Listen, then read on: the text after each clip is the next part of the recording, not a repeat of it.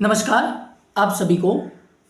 आज की इस क्लास में हम बात करने वाले हैं, हमारा जो चैप्टर चल रहा था कक्षा 11 एग्रीकल्चर का वायुमंडल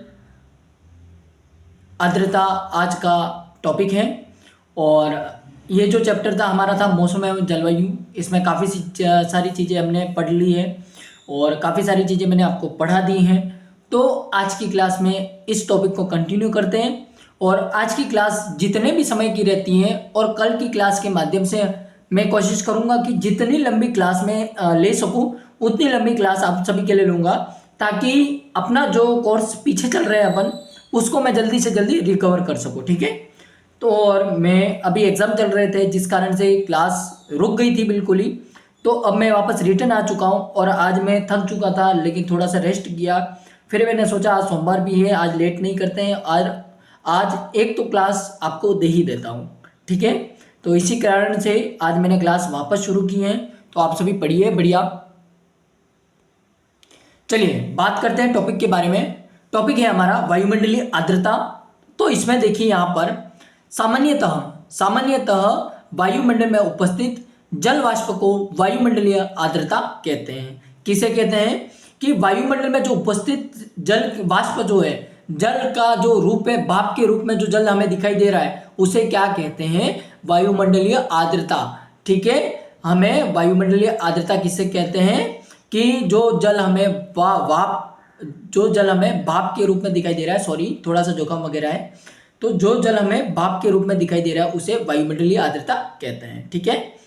वायुमंडल में इसका मुख्य स्रोत है मृदा सतहों और जल निकायों जैसे महासागर हो गए, नदियां हो गई, झीलें हो गई आदि से बाष्पन द्वारा तथा वनस्पति से स्वेदन द्वारा प्राप्त नमी होता है। यानी कि वायुमंडल में जो भाप तैयार हो रही है वो कैसे हो रही है कि जो महासागर हैं, जो नदियां हैं, जो झीलें हैं, उनमें सूर्य की किरणों से जो पानी गर्म हो रहा है, हीट हो रही है, उस हीट से वो पानी भाप के रूप में जो भाप तैयार हो रही है उसे जल वाष्प कहते हैं हम। तो उसी के वाष्पन द्वारा या वनस्पति से स्वेदन द्वारा किस प्रकार से जो वनस्पतियों में जो पानी की मात्रा उपस्थित होती है उसको भी हीट के द्वारा ये क्या कर रहे हैं, भाप के रूप में उसको एब्जॉर्ब कर रहे हैं। ठीक है। तो स्वेदन द्वारा प्राप्त नमी होता है कौन? वायुमंडलीय आर्द्रता। ठीक है।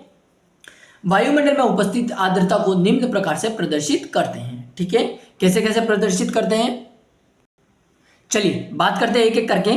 तो सबसे पहला आता है जो हमारे पास में वो है निरपेक्ष आर्द्रता। कौन सी?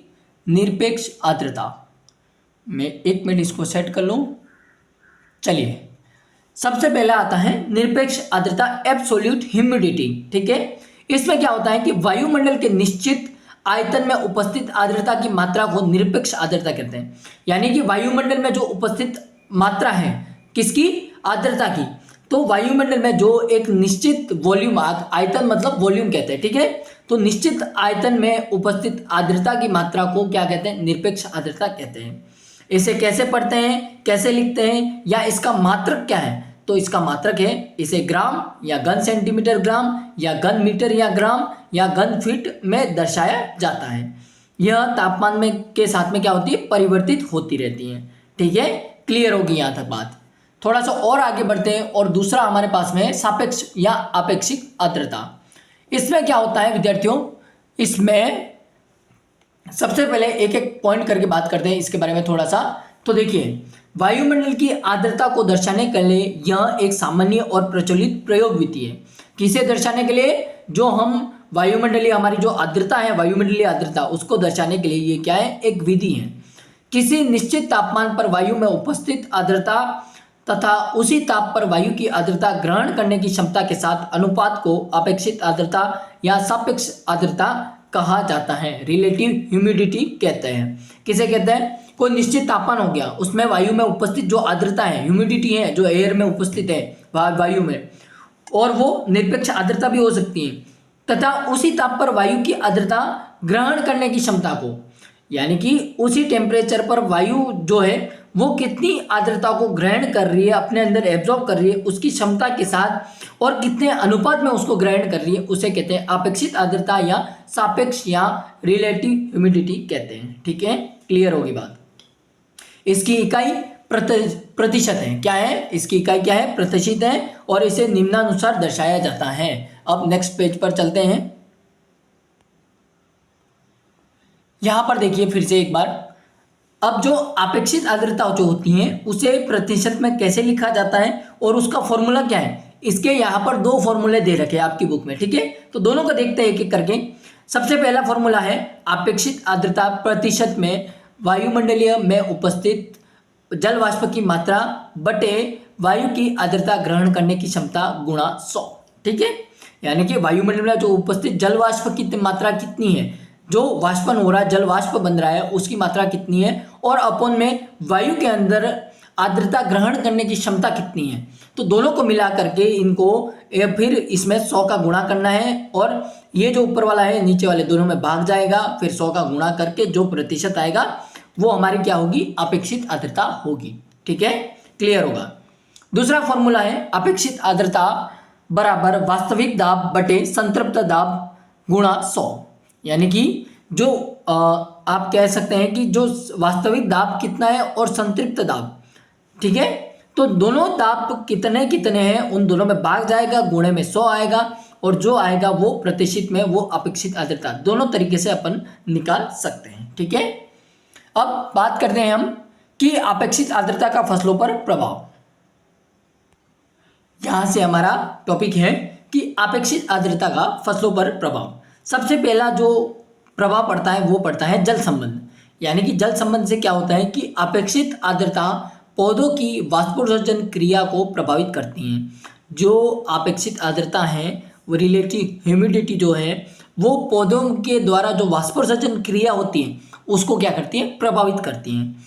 और ये शुष्क क्षेत्रों में अपेक्षित आर्द्रता की कमी के कारण पौधों से वाष्पोत्सर्जन अधिक होता है। किन क्षेत्रों में, जहाँ पर बिल्कुल शुष्क है, यानी कि वहाँ पर लगभग यूँ समझ लो कि पानी की मात्रा ना बराबर है, ठीक है।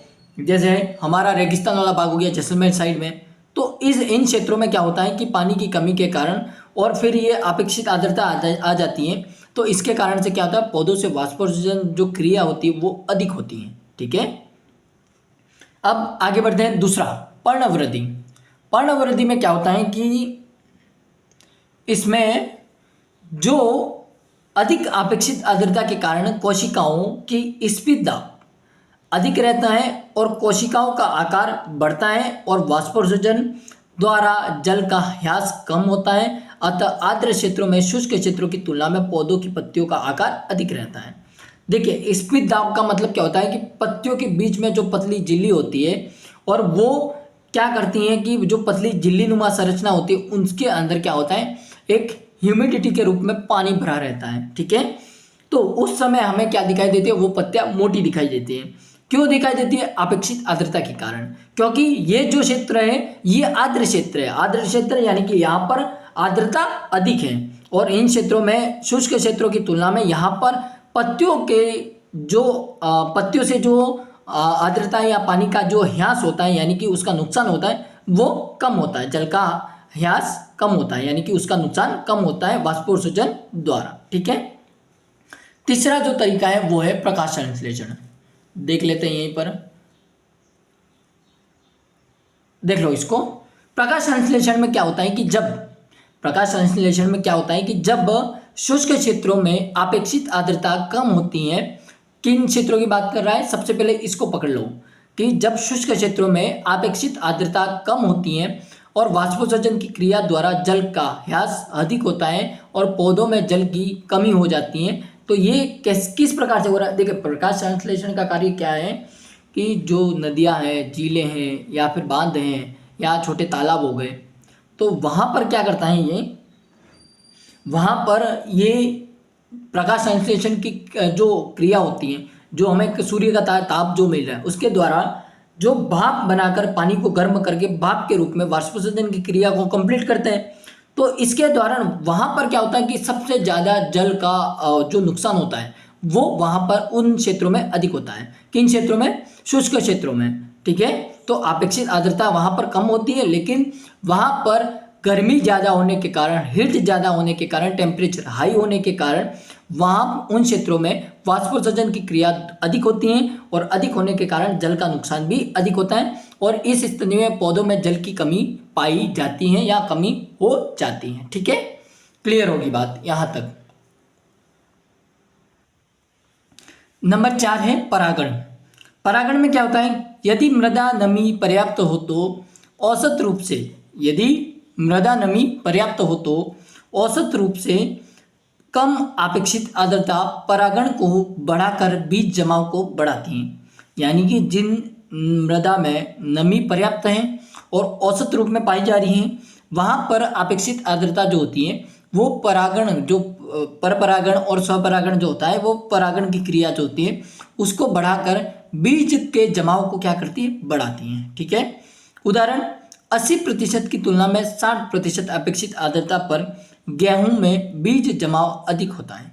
ठीक है, जब वायुमंडल में अपेक्षित आर्द्रता अधिक होती है तो पराग कोश से परागकण कम बिखरते हैं, जिससे क्या होता है कि जो अंडाशय जो होता है उसके अंदर परागकोश और परागकण पाए जाते हैं। तो वो जो परागकोश और परागकण जो होते हैं वो आर्द्रता के कारण एक स्थान से दूसरे स्थान पर जा नहीं पाते हैं। यदि हवा वहाँ पर अधिक होगी या फिर टेम्परेचर बिल्कुल ऐसा होगा कि वहाँ पर तूफान जैसे हवा चल रही हो, तो परागण जो कण होते हैं, परागकण, वो एक स्थान से दूसरे स्थान पर बिखर भी सकते हैं। लेकिन आर्द्रता, ह्यूमिडिटी अधिक है और वहाँ पर मतलब हवा नहीं चल रही है, तो ये जो परागकोश और परागकण जो हैं, परागकोश से परागकण जो होते हैं वो बिखरते नहीं हैं। तो जब वो बिखरेंगे नहीं तो वो किसका रूप धारण कर लेते हैं, एक बीज का रूप धारण कर लेते हैं। ठीक है, अब आगे बढ़ते हैं। दूसरा है CO2 उद्ग्रहण, पोषक तत्वों का उद्ग्रहण एवं स्थानांतरण। तो इसमें अपटेक और ये क्या हो गया, चलिए कोई दिक्कत नहीं। काफ़ी नए बच्चे भी जुड़े हैं, उनको भी बहुत बहुत धन्यवाद जुड़ने के लिए। तो पोषक तत्वों का उद्ग्रहण एवं स्थानांतरण। ठीक है, उद्ग्रहण का मतलब होता है अपटेक। समझते हैं इसको क्या कह रहा है। अधिक वायुमंडलीय अपेक्षित आर्द्रता वाष्पोत्सर्जन की क्रिया को कम करती है। अधिक वायुमंडलीय अपेक्षित आर्द्रता जो होती है वो वाष्पोत्सर्जन की क्रिया को क्या करती है, कम करती है, जो पोषक तत्वों के उद्ग्रहण यानी कि अपटेक को क्या करती है, प्रभावित करती है। अब उद्ग्रहण से मैं आपको समझाऊं कि उद्ग्रहण का मतलब होता है कि जो पोषक तत्वों का आदान प्रदान जो होता है वो प्रभावित होता है, जिससे उसमें कमी आ जाती है। ठीक है, अब नंबर 4 है कीट एवं रोगों का प्रकोप। ठीक है, कीट एवं रोगों के प्रकोप में यहाँ पर बात करते हैं तो अधिक अपेक्षित आर्द्रता के कारण पौधों का रसीलापन क्या होता है, बढ़ता है। अधिक अपेक्षित आर्द्रता के कारण पौधों में जो रसीलापन जो होता है वो क्या होता है, बढ़ता है। साथ ही कवक के बीजाणुओं का अंकुरण भी बढ़ जाता है।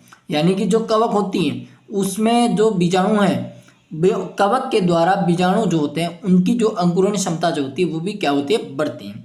उदाहरण आलू एवं चाय का झुलसा रोग।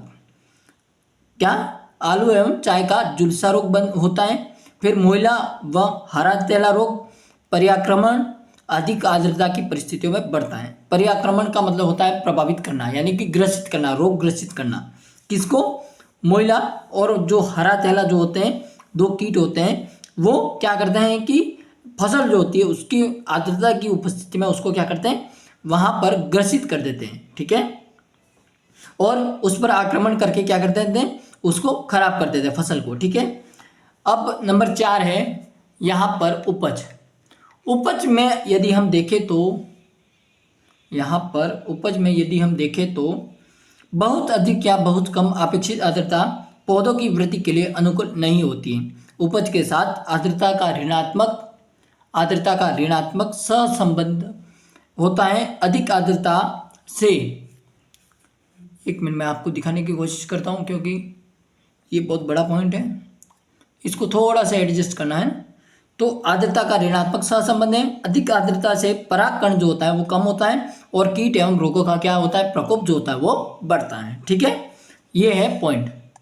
ठीक है, अब हम आगे बढ़ते हैं थोड़ा सा। आज की क्लास को हम इतनी ही रखते हैं क्योंकि मैं अभी थोड़ा सा और तैयारी कर लेता हूँ। कल की क्लास के माध्यम से हम जितनी क्लास को लंबी खींच सकते हैं, जितनी बड़ी लंबे ड्यूरेशन की यानी कि टाइम की, उतनी लंबी रखेंगे और मैं अभी तैयारी करता हूँ बैठा बैठा आराम से। और मैं आप सभी को बता दूं कि मेरा 12 अक्टूबर को डब्ल्यू का एग्ज़ाम भी है, तो थोड़ा सा एडजस्ट भी करना, आप सभी से हाथ जोड़ के विनती है इस बारे में। और 12 अक्टूबर के बाद में मैं बिल्कुल फ्री हूँ, तो हम धमाके से फिर से जितनी लंबी क्लास आ सकती है उतनी लंबी लेते जाएंगे। अभी मैं रुकूंगा नहीं, लेकिन कभी कभी ऐसा हो जाता है कि बीच में क्लास ड्रॉप हो जाएगी, तो उसकी टेंशन मत लेना, उसको कवर करना मेरी जिम्मेदारी है। ठीक है, मिलते हैं नई क्लास के माध्यम से, तब तक के लिए जय हिंद, वंदे मातरम, बाय बाय।